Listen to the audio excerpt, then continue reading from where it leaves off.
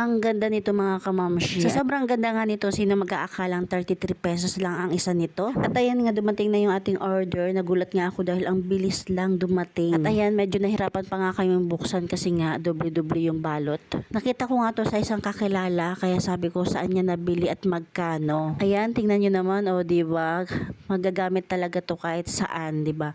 Sa handaan or kung nagtitinda ka ng ulam, mga kakanin, pwede to. Bali, ito nabili ko, isang set na to, 5 pieces for only 165 pesos. O diba, pumapatak lang na 33 pesos ang isa. At ang nakakatuwa nito, kahit mura lang, ang syala niyang tingnan, o diba, at dahil mura lang, talagang makakabili ka nito ng terno-terno, o diba, hindi na iba-iba yung Tupperware mo. Tamang-tama to sa mga mahihilig maghandaan, o diba, tapos sa mga nag-uumpisa pa lang magbenta ng ulam, kasi mura nga lang. Meron tong iba't ibang size or kapal. At syempre, i-share ko sa